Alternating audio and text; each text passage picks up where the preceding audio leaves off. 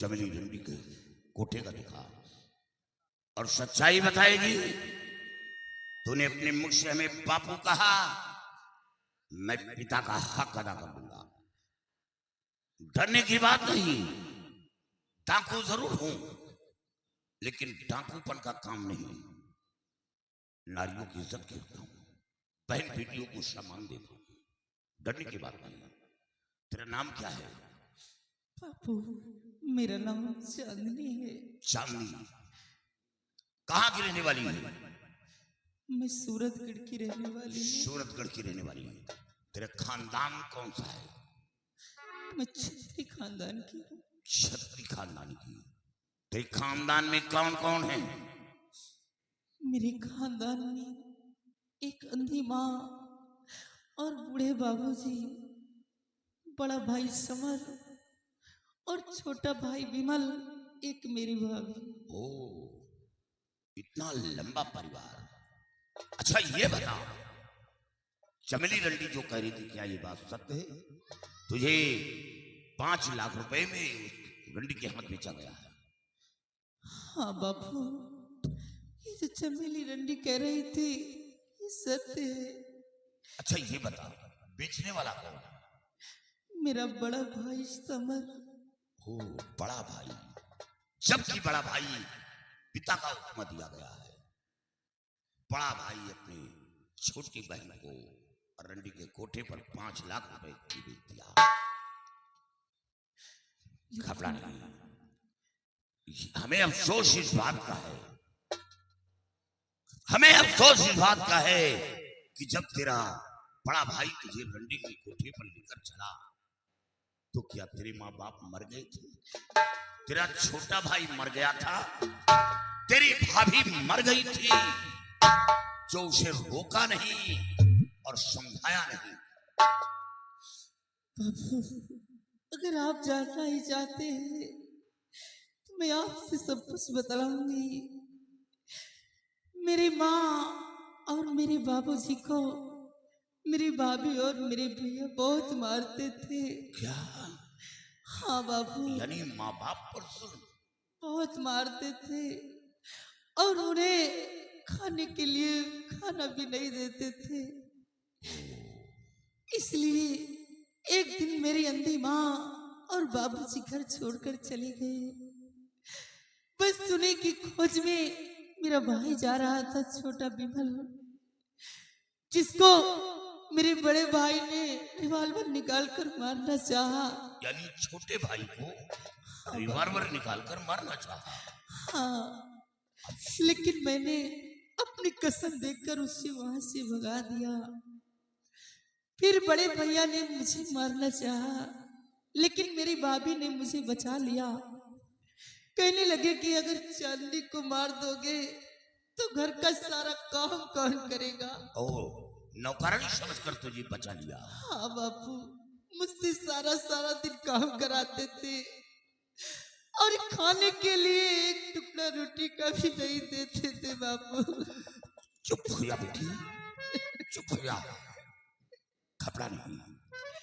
हमें अफसोस इस बात का है कि लोग पराई बहन को अपनी बहन मान लेते हैं, तो वो भाई उस बहन की रक्षा के लिए अपनी गर्दन कटा देता है, तो फिर वो कैसा निकम्मा भाई है जो अपनी छोटी बहन को रंडी के कोठे पर पहुंचा दिया। बापू, एक दिन मेरे भाई मुझसे कह रहे थे कि चांदनी तू मेरी सगी बहन नहीं है, तुझे पिताजी ने झाड़ियों से उठा कर लाए हैं। शायद मैं उनकी सगी बहन नहीं हूँ, इसलिए मुझे रंडी के कोठे पर ले गए। नहीं बेटी, कौन कहता है कि तुम पराई हो? तुम पराई नहीं हो, तेरा भाई मूर्ख है, इसीलिए वो तुम्हें रंडी के कोठे पर पहुंचाया।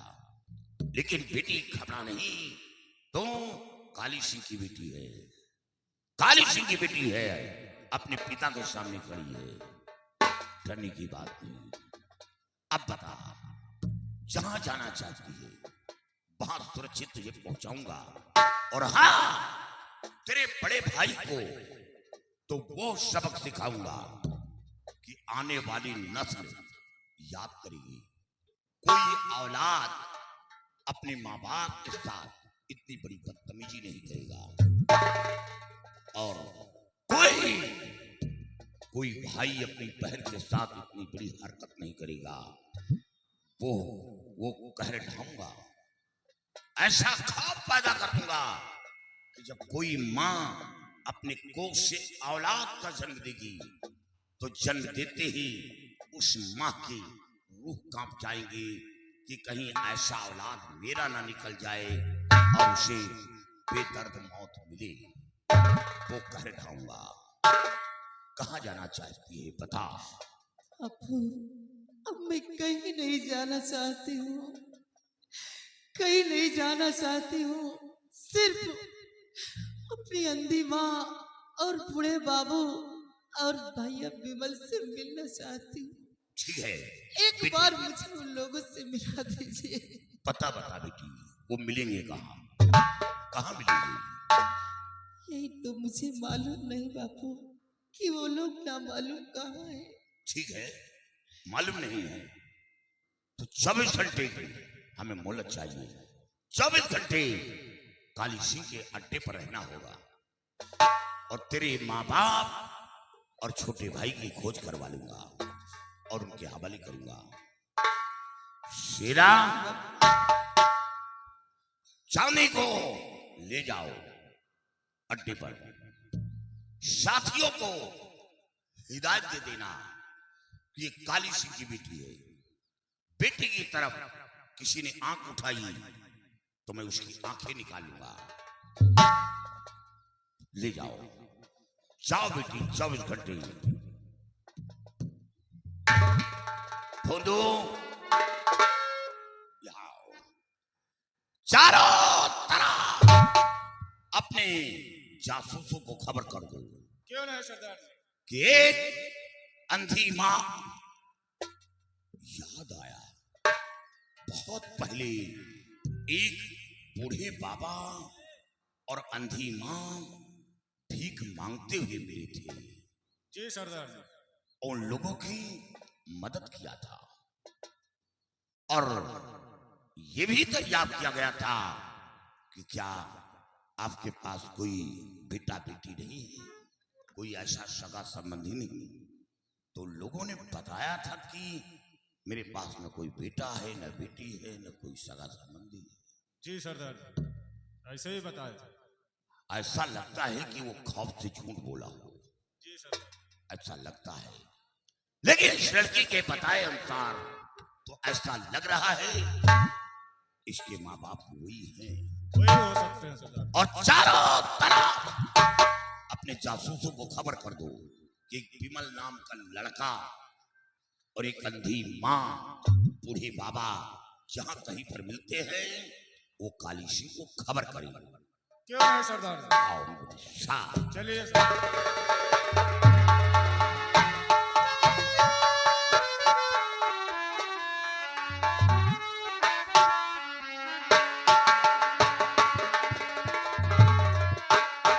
शेरो, जरूर देखिए, विमल सिंह के वस्त्र की बात आज भी खटक रही है।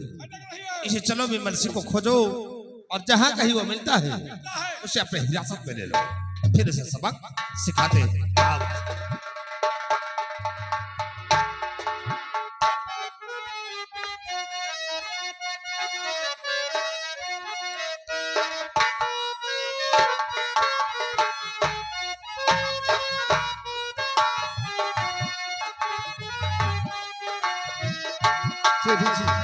हाँ, आप ये बताओ कि आप मुझे यहाँ पर किस लिए लेके आई? चुम्मा लेने के लिए। बड़ी बेशर्म लड़की हो। क्यों? क्या? इसमें बेशर्म की क्या बात है? जब मेरे पिताजी ने आपके दादाजी से हम दोनों का रिश्ता ही का पक्का कर दिया है, इसमें बेशर्मी की क्या बात है? तो ये बात हवेली में भी बता सकती थी आप। हवेली में बताती तो कैमरा कैसे बनता? हाँ, ये बात तो सही।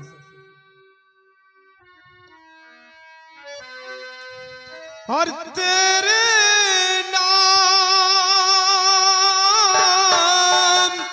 हमने किया है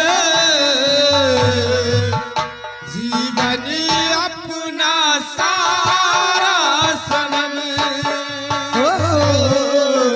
जीवन अपना सारा सनम,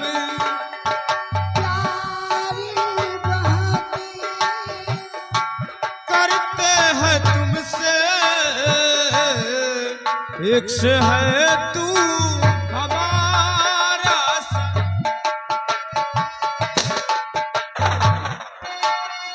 तो नजर फेर कर देख इधर खड़ा सामने,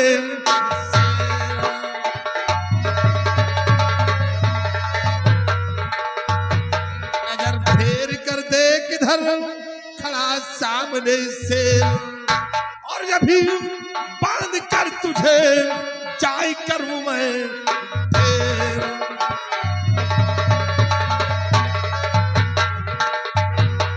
राय शेरो बांधे इन दोनों को, ले जल घसीटते हुए हवेली, यहाँ ये रंगलियां मना रहे हैं, लिया घसीट।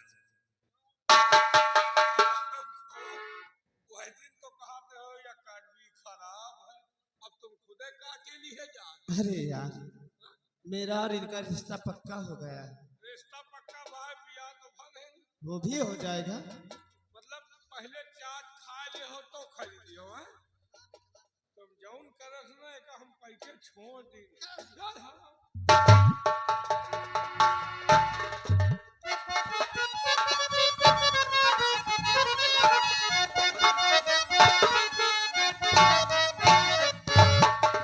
भाई बहुत बड़ा गजब हो गया। हमने अपने बेटी का रिश्ता विमल सिंह के साथ तय किया है। शायद ये रिश्ता दादा और दादी जी को मंजूर नहीं है, क्योंकि वो लोग बगैर बताए हुए हमारी हवेली छोड़कर ऐसा लगता है कि सूरतगढ़ वापस चले गए, और विमल भी हमारी बेटी को बना फुसला करके ऐसा लगता है कि सूरतगढ़ लेकर वापस चला गया। विमल भी गया। शिवाई, काश अगर ऐसा कुछ हुआ तो मैं किसी के सामने मुंह दिखाने के लायक नहीं रहूंगा, क्योंकि हमने अपने बेटी का सिर्फ रिश्ता तय किया है, शादी नहीं किया। चलो इसी वक्त हम सूरतगढ़ चले गए और चलकर पता लगाएंगे कि हमारी बेटी वहां है या नहीं है। चलिए बाबू साहब, देरी करने का वक्त नहीं है।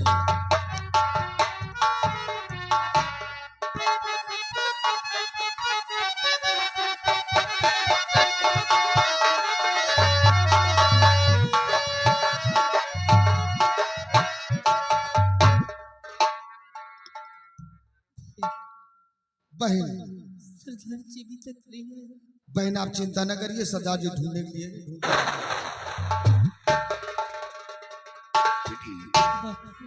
और सबर दिल में करो मत परेशान हो,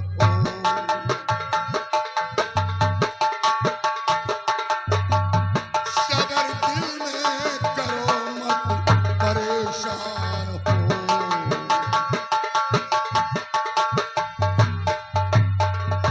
सबर दिल में करो मत परेशान हो,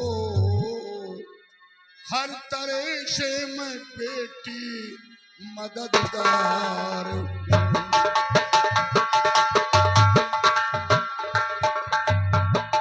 मददगार हूँ, मददगार हूँ, मददगार हूँ, मददगार हूँ, हर तरह से मैं बेटी मददगार हूँ।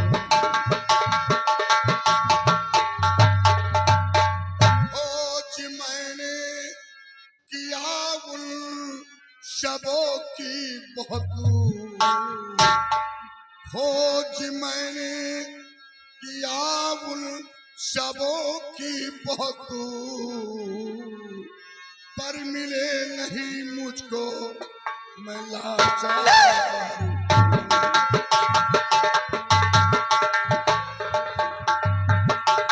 लाचार